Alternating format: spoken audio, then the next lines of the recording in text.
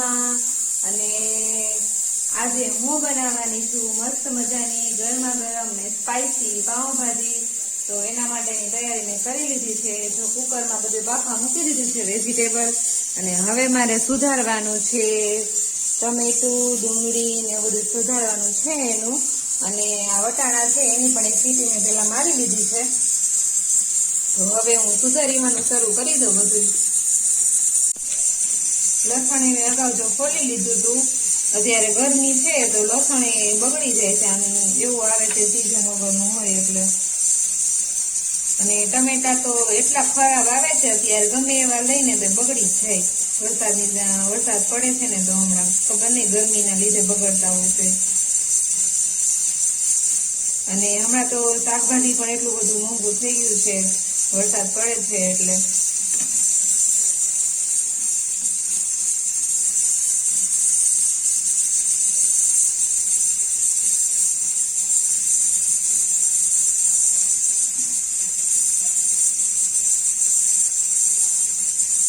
અને આજે પાઉંભાજી બનાવવાની છું એ એક પણ પ્રકારની ગ્રેવી કરવાની નથી, બધું જ આ રીતે ઝીણું ઝીણું સમારીને એનો વઘાર કરવાનો છે। તો બધું ઝીણું ઝીણું સુધારવાનું છે બધી વસ્તુ, કોઈ પણ વસ્તુની ગ્રેવી કરવાની નથી આજે। દર વખતે તો ગ્રેવી વાળી જ કરું છું, પણ આ વખતે વિચાર્યું કે કંઈક અલગ રીતે ટ્રાય કર્યું।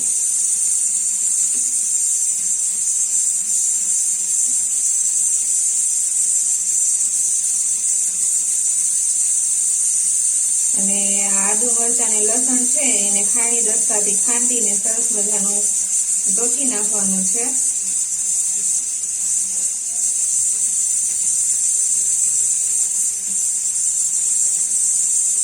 આપણે બ્લેન્ડર થી કરીએ અને આવી રીતે કરીએ એનો ટેસ્ટ જ અલગ આવે, કારણ કે બ્લેન્ડરમાં છે ને એકદમ સાવ ગ્રેવી થઈ જાય, અને આનો ટેસ્ટ છે ને આમ થોડોક સરસ આવશે ડિફરન્ટ, કારણ કે થોડુંક આખું આખું રહેશે ને તો।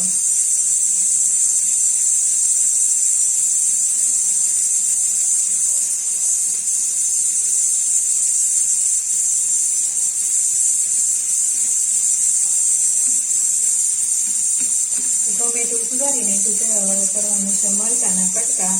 એને તો ખાણી દસ્તાથી જ કરવાના છે, એટલે થોડાક મોટા કરશું તો પણ ચાલશે। મરચાં મેં બે જ લીધા છે નાના નાના, કારણ કે આપણે ચટણી નાખવાની છે નહીં તો જો મરચાં વધારે લેશું તો ચટણી પછી ઓછી નાખવી પડશે, એટલે કલર લાલ નહીં આવે।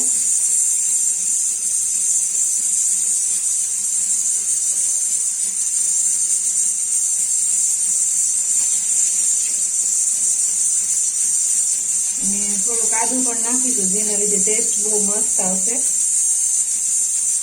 આદુ થોડુંક જ નાખવાનું, નહીં તો બહુ આને સ્ટ્રોંગ ફ્લેવર આવી જશે, એટલે આદુ આપણે થોડુંક જ એડ કરીશું। અને એક નાની એવી ડુંગળી લઈ લીધી છે, એના પણ નાના નાના કટકા કરવાના છે।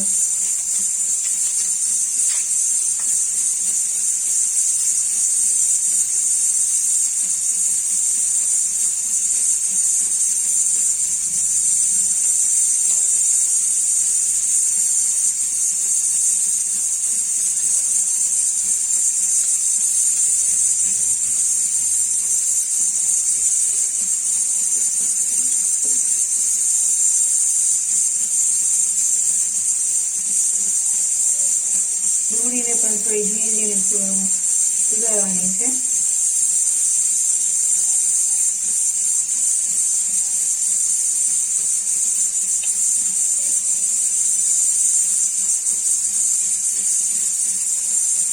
વટાણા તો અત્યારે ચોમાસું છે એટલે એટલા બધા માર્કેટમાં જોવા નથી મળતા, પણ અમે જયારે સીઝન હતી શિયાળામાં ત્યારે ફ્રીજમાં સ્ટોર કરી લીધા હતા, એટલે હજી ચાલે છે।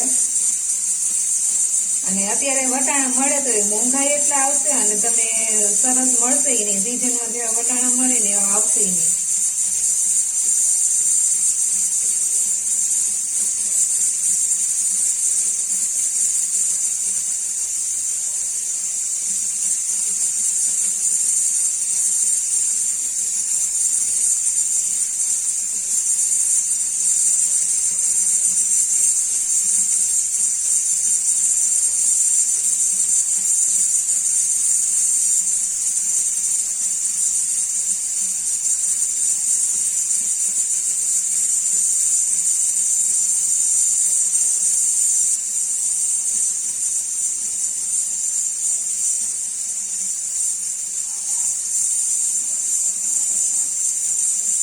તો ડુંગળી સુધારાઈ ગઈ છે અને હવે કુકરમાં લગભગ ઓલમોસ્ટ રોકાઈ ગયો છે. આપણે બંધ કરીને ચેક કરી લઈએ.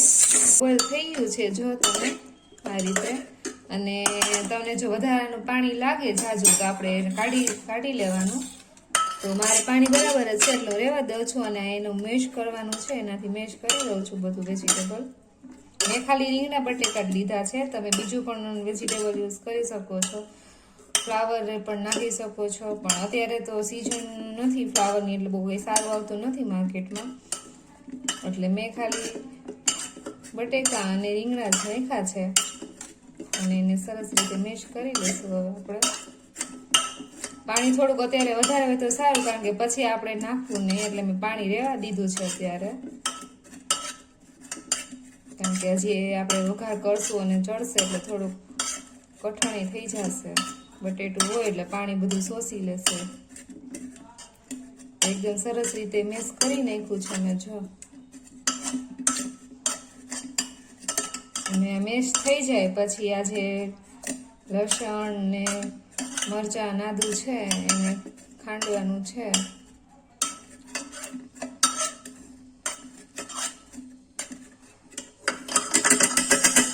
તો મેશ કરી લીધું છે મેં. તો આદુ મરચાં લસણ ને ખાંડ દસ્તામાં ખાંડી નાખ્યું છે અને લસણ થોડુંક વધારે નાખ્યું છે, કારણ કે પાઉંભાજીનો ટેસ્ટ લસણ વગર તો એકદમ અધૂરો જ છે. લસણ હોય તો જ પાઉંભાજીમાં મજા આવે. એટલે જો એને ઇન્ગ્રીડિયન્ટ્સ બધી રેડી કરી રાખી છે અને હવે કરવાનો છે વઘાર. તો આપણે તેલ મૂકી દઈએ. તો મેં નોનસ્ટિકની પેન લઈ લીધી છે અને હવે આપણે મૂકવાનું છે તેલ. તો પાઉંભાજી છે એટલે એમાં તેલ પણ વધારે જ નાખવાનું થશે, કારણ કે બટેકું હોય એટલે તેલ બધું ઓબ્ઝર્વ કરી લેશે, એટલે આપણે તેલ વધારે થોડુંક એડ કરીશું.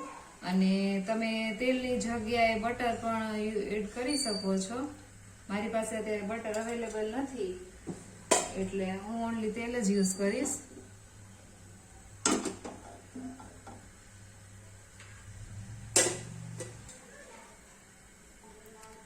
તો આપણે બે દાણા જીરું નાખીને ચેક કરી લઈશું તેલ ગરમ થઈ ગયું છે કે નહીં. તો તેલ થઈ ગયું છે ગરમ અને આપણે એમાં એક મરચું ને તમાલપત્ર એડ કરીશું અને પેલા નાખીશું આદુની પેસ્ટ, ત્યારબાદ મરચાં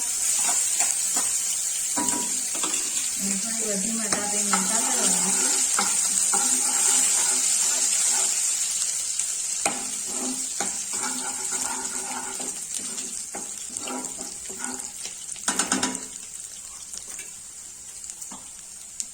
હવે નાખીશું લસણ,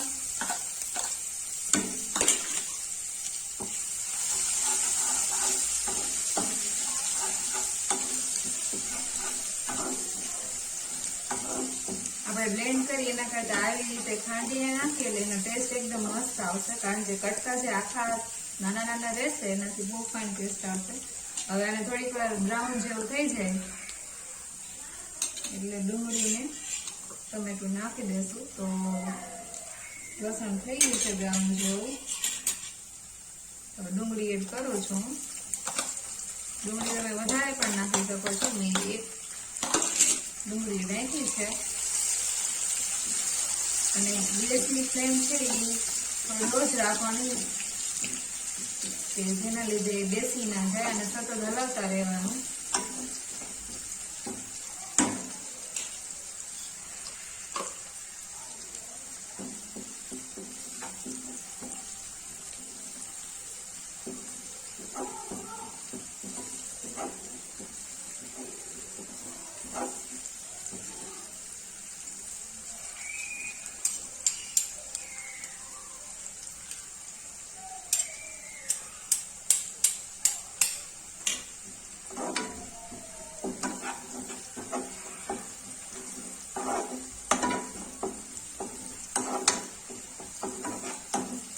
ડુંગળી તો સેજ બ્રાઉન જેવી થઈ ગઈ છે, તો હવે ટમેટાના કટકા છે એ કરી દઈશું આપણે.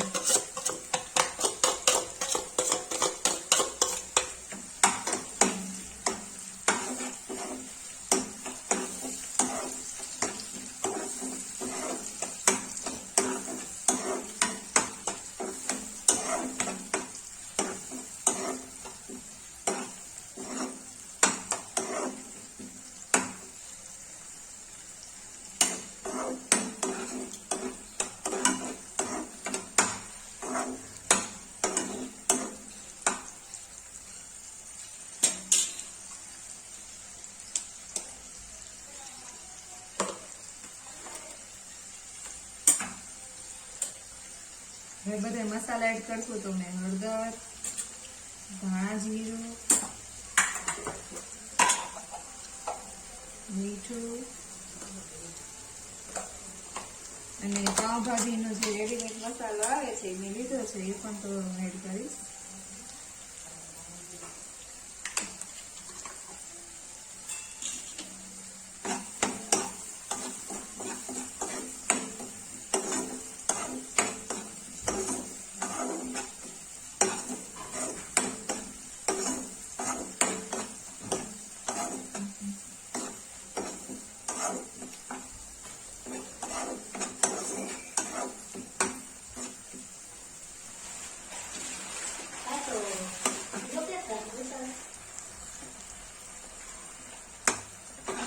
તો જો ભાજી સરસ થાય ઘાટી એવી એટલે મેં ટમેટાની ગ્રેવી અમે એડ કરી દઈએ ટમેટાની, તો સરસ ચડી ગયું છે ને તેલે છૂટું પડી ગયું છે. અને હવે એડ કરવાના છે વટાણા.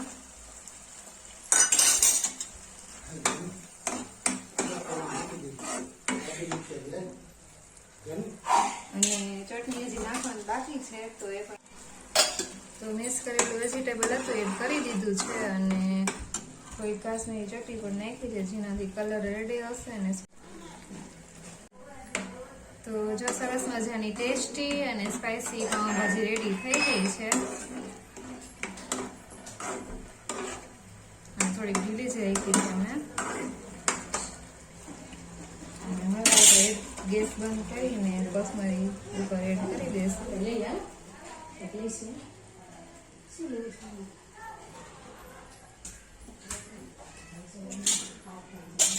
તો રેડી થઈ ગઈ છે મસ્ત મજાની ગરમા ગરમ પાવભાજી. અને એની સાથે અમે લઈ આવ્યા છીએ ખાવા માટે પાઉં પણ લીધા છે, લાંબા પાઉં લઈ આવ્યા છીએ.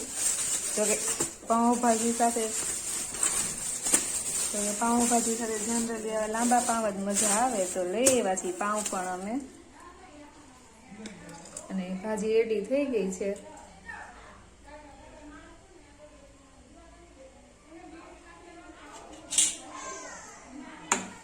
તો આ જ વિડીયોને જોવા માટે મારી ચેનલને સબસ્ક્રાઈબ કરજો, વિડીયોને લાઈક કરજો, શેર કરજો અને ફરી મળીએ નવા વિડીયો સાથે. ત્યાં સુધી જય માતાજી.